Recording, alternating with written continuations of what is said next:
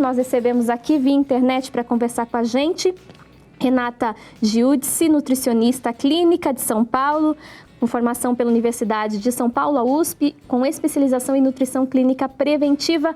Renata, primeiramente, muito obrigada pela sua presença. Seja bem-vinda aqui ao Viver é Melhor.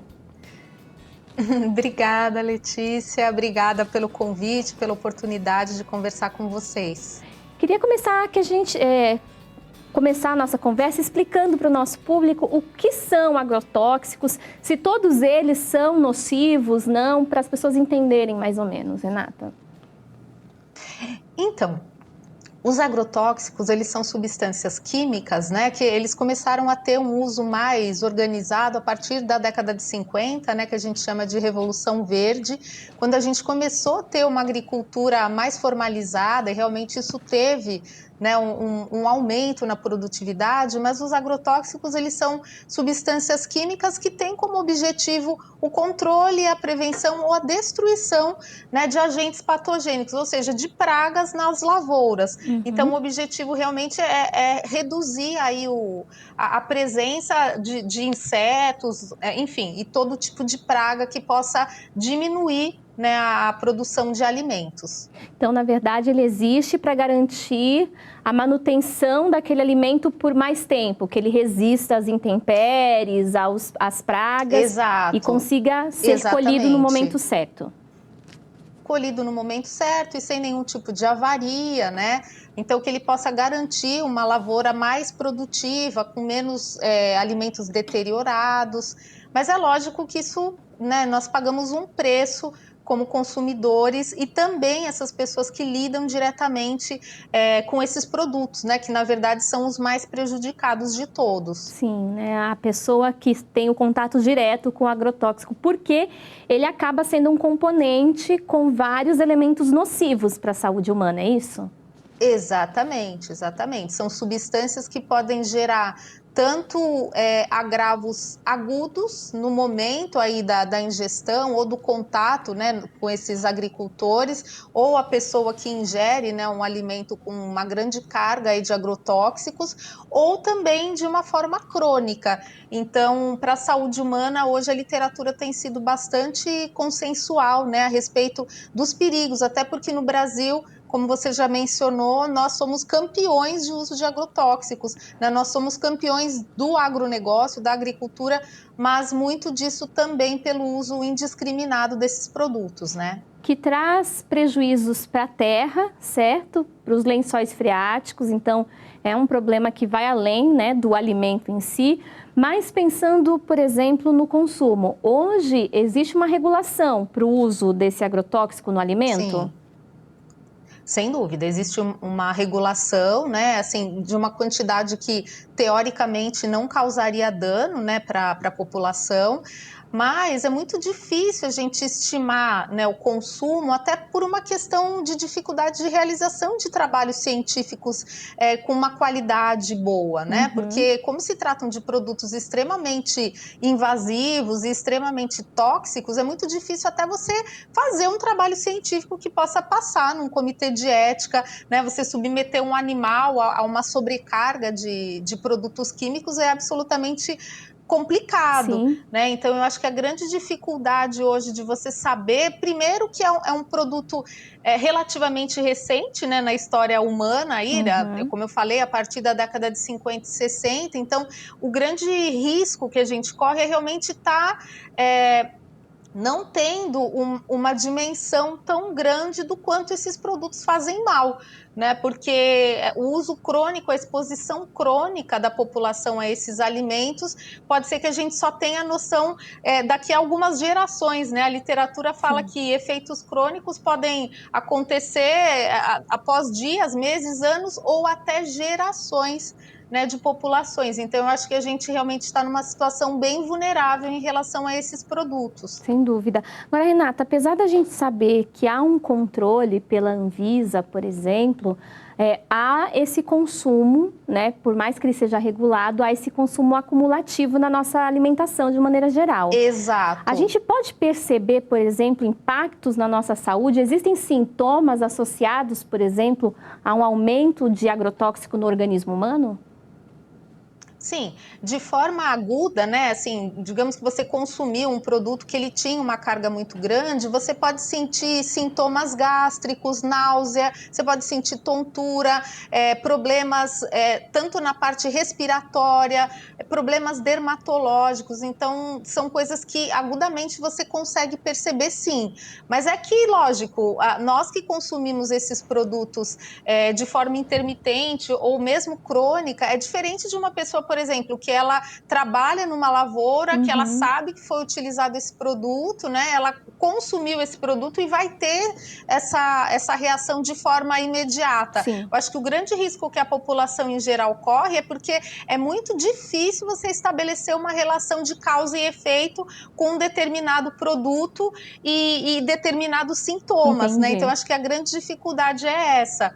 Por isso que é muito importante que a gente possa ter alguns mecanismos aí para diminuir essa contaminação ou até utilizar produtos que possam estar livres de agrotóxicos, né? Isso mesmo. Agora, pensando, você falava da possibilidade de impactos a longo prazo. Se a gente fosse entender que tipo de impacto seria esse, a gente está falando do que tipo de situação pode ser vivenciada pela gente pensando nesse consumo a longo prazo? Então, tem muita coisa e muita coisa importante, né? Então, isso pode causar, por exemplo, numa mulher grávida, má formação fetal, pode causar problemas do sistema endócrino, problemas neurológicos, né? Problemas respiratórios, mas realmente o que assusta muito é essa questão realmente de má formação, né? Fetal e problemas também hormonais, né? Existem estudos que falam até da relação entre, por exemplo, obesidade, doenças crônicas com o acúmulo dos agrotóxicos, porque como você comentou, esses produtos eles têm, né, um resultado cumulativo. Então, todo o nosso sistema orgânico ele pode ter algum tipo de manifestação a longo prazo, com certeza. Existem alimentos mais propensos a manter o agrotóxico utilizado durante a sua cultura, Renata? Assim, por exemplo, alimentos com cascas mais finas ou folhas. O que seria esses alimentos que têm uma carga de agrotóxico maior no nosso dia a dia? Perfeito. É isso mesmo que você falou, né? Quando você avalia a listagem dos campeões de agrotóxicos, né? Então a gente tem lá em primeiro lugar o pimentão e em segundo lugar a gente tem o morango, né? Que é um alimento que as pessoas gostam bastante, que é muito consumido, mas também tem a alface, né? Quando você pega o ranking de contaminação, você percebe que alimentos que têm realmente uma vulnerabilidade maior na sua estrutura celular, vamos dizer assim, né? Que são mais frágeis, muitas vezes para garantir uma integridade e evitar, né, o ataque de pragas, eles acabam tendo uma quantidade de agrotóxico maior, sim. Mas não dá para a gente se enganar imaginando que um alimento que, de repente, tem uma estrutura mais firme, ele não teria isso, até porque existem dois locais onde você consegue ter o agrotóxico no alimento. Então, um desses locais é o interior do alimento e o outro é a superfície. Então, às vezes, a pessoa tem uma ideia de que ela está consumindo um alimento, né, livre desse tipo de produto, mas, enfim, ele não tem nenhum tipo de areia por cima, não tem nada que indicaria, né, algum tipo de contaminação, mas ele tá Internamente. contaminado na sua integralidade, exatamente. Importante. E aí, você mencionou alguns produtos que são produtos que a gente consome mais in natura, né? Não são produtos que a gente costuma consumir Isso. cozido, né? Ou de outra forma, assado, de outra forma de preparo. Nesse caso, o consumo ele se torna ainda mais potencializado? Ou o fato de eu preparar esse produto, tirar certas partes dele, pode me ajudar a reduzir esse consumo? Pode reduzir sim. Quando você elimina a casca de um determinado alimento, você vai perder uma parte dessa contaminação. Mas não tem muita literatura falando sobre formas de preparo que possam inativar o produto, né? O importante realmente é que a gente possa evitar, né, a compra desses produtos.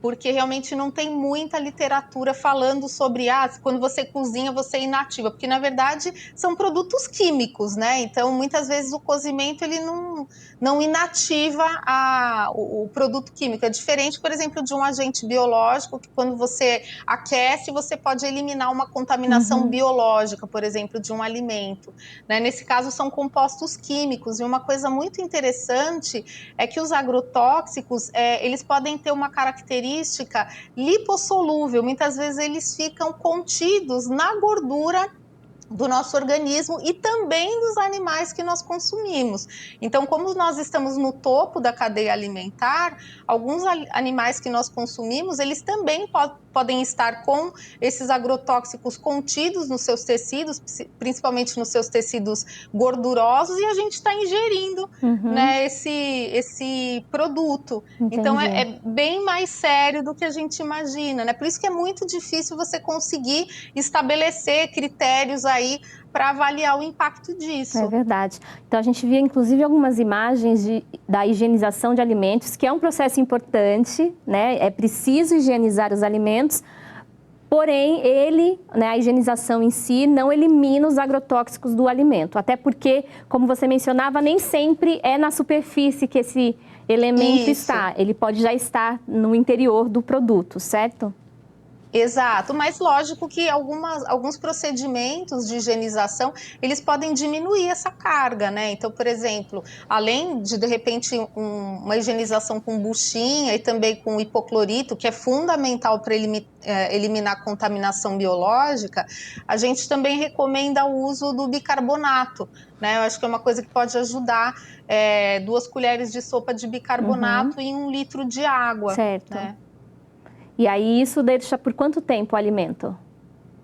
Deixa 15 minutos. 15 minutinhos. E aí depois, lógico, você lava novamente, né, até para tirar o sabor, o resíduo, tudo, mas ele tem que ficar imerso em 1 litro de água, 2 colheres de sopa de bicarbonato por 15 minutos. Isso ajuda a diminuir um pouco aquela carga, né, de contaminação química. Importantíssimo. A gente tem aqui alguns dados da Associação Brasileira de Saúde Coletiva que mencionam, por exemplo, que por causa da produção de soja, o Brasil é o maior comprador de agrotóxico no mercado mundial. E a gente sabe que a soja, em suas várias preparações, é um produto bastante consumido, inclusive por mulheres. Isso pode, por exemplo, impactar na saúde dessa mulher a longo prazo, por exemplo, num processo de gestação, de amamentação, Renata? Então, se a soja realmente tiver com uma contaminação, pode sim, até porque tem bastante estudo falando sobre a presença dos agrotóxicos no leite humano, né? Então, sim, sem dúvida, como eu falei, né? Os agrotóxicos, eles têm uma característica de serem lipossolúveis, ou seja, são solúveis em gordura, e é muito comum, né, que a gente tenha, as mulheres tenham um tecido adiposo que vai ter esse agrotóxico inserido, e aí na produção de leite tem vários trabalhos, né, falando que, principalmente em mulheres que estão tendo o primeiro filho, né, em relação a outras mulheres que já amamentaram outros filhos, a mulher que está amamentando o primeiro filho, ela pode ter uma concentração de agrotóxicos no leite acima dos limites permitidos. Então, eu achei esse dado muito interessante. Sim. E não só em relação à soja, né? Assim, todos os alimentos que teriam contaminação por agrotóxico. Então, vale a pena,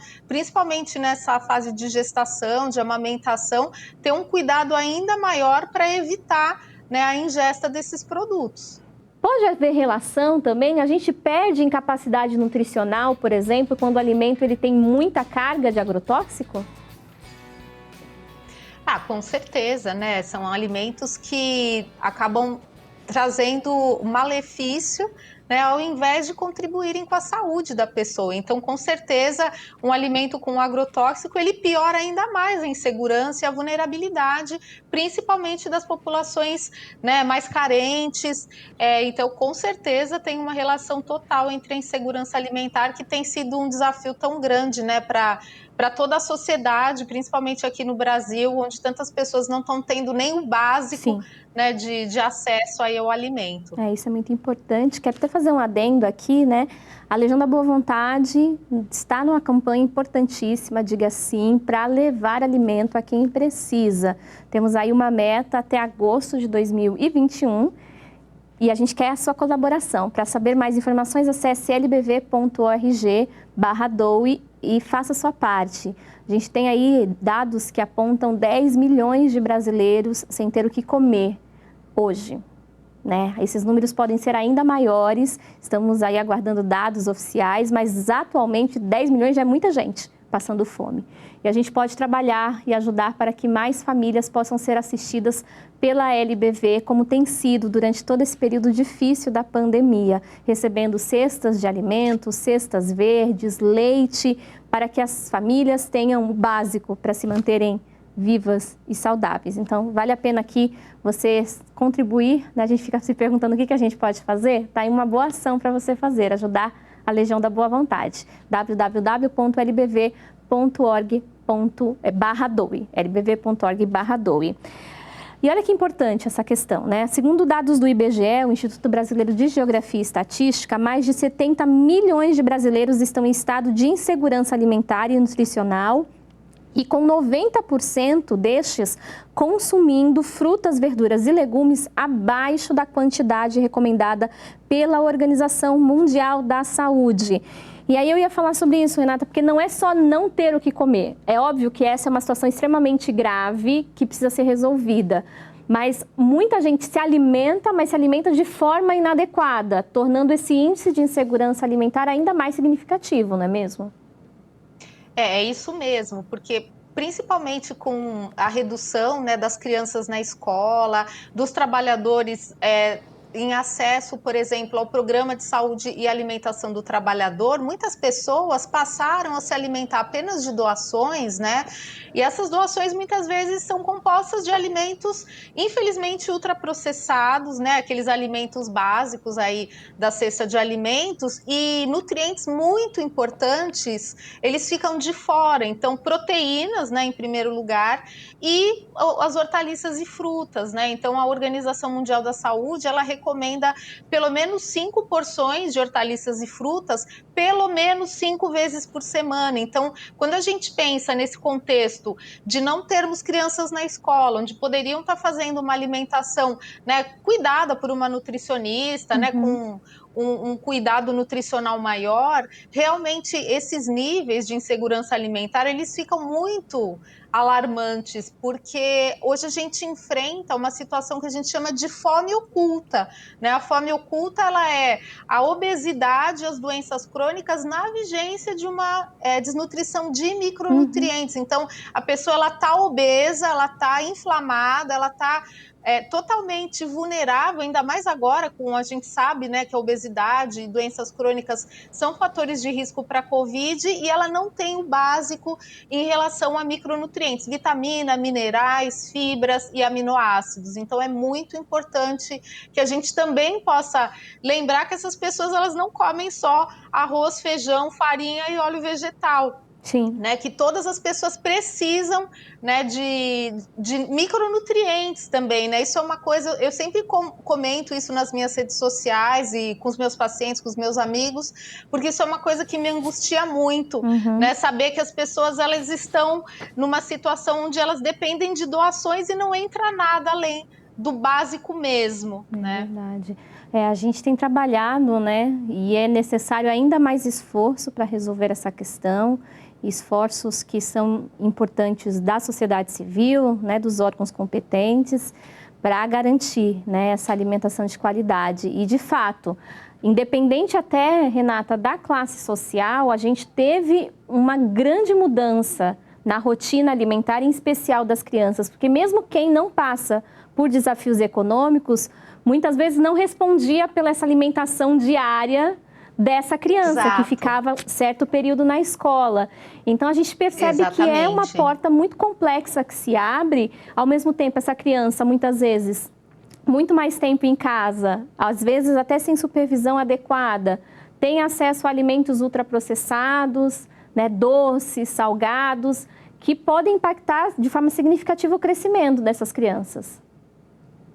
Completamente, até porque os ultraprocessados, eles são extremamente hiperpalatáveis. Então, por exemplo, é como você falou, a criança, sei lá, tá a mãe em home office, o pai em home office, a criança, né, de repente não tem uma supervisão adequada, ela vai ter acesso a bolacha, né, salgadinho, um monte de coisa que é hiperpalatável, e aí a família não tem como organizar uma refeição, fazer um bom planejamento de refeição, e a criança acaba se alimentando só disso, né? Então, tanto na escola, nas creches, existe um programa de alimentação mais organizado. E como você falou, muitas crianças dependiam, né, de receber, né? Quantos pacientes que a gente não recebe que a mãe comentava, na escola, na creche, ele come verdura, legumes, em casa ele não come. Porque em casa você acaba tendo acesso a alimentos que são muito mais palatáveis, né, para a criança. Então, realmente é uma situação complicada mesmo. Perfeito. Bom, a gente vai voltar a conversar sobre esse assunto em outras oportunidades, mas, Renata, eu queria agradecer a sua presença e um recado final para os nossos telespectadores, por gentileza. Então, eu gostaria de deixar como recado que, né, a população pudesse conhecer o Guia Alimentar para a População Brasileira, né? Ele é um material lindo, foi publicado em 2014, ele foi eleito um dos melhores guias alimentares do mundo.